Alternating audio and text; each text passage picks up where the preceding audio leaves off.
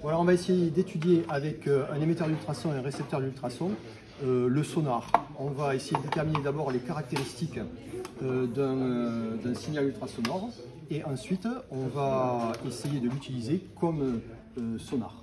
Donc on met d'abord la masse sur l'émetteur pour l'alimenter et puis ensuite le 12 volts qui vient de la plaque 6SP5. Après on a pour le récepteur à utiliser là aussi une masse et comme les fils sont petits on va utiliser la voie EA1 pour recevoir le signal du récepteur.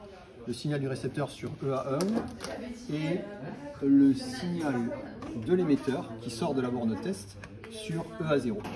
Donc on se place en mode continu et le potentiomètre qui n'est pas gradué, on le place au milieu pour la suite. Donc pour le mode continu, ça n'a pas d'importance. Émetteur, récepteur. Donc un signal ultrasonore, c'est un signal qui va être avec une fréquence proche de 40 kHz et donc une période proche de 25 microsecondes. Pour pouvoir observer ce signal, il faut mettre donc 250 microsecondes, c'est-à-dire 0,25 millisecondes, activer EA0, EA1 et on fait un premier F10 pour voir ce qui se passe. Waouh! On a les deux signaux qui apparaissent l'un à côté de l'autre. On peut calibrer et faire passer sur l'autre ordonnée EA1, recalibrer, de manière à avoir deux signaux qui soient plus faciles à lire. Les propriétés peuvent être modifiées pour rajouter des traits au lieu de simples points, ce qui permet de mieux voir le signal ultrasonore. Voilà, donc ici on a juste une acquisition simple.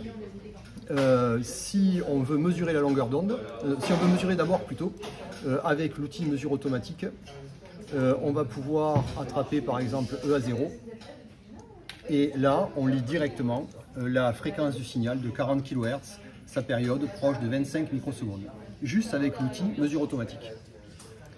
Après on peut se mettre en mode permanent et on va avoir les signaux qui défilent un peu.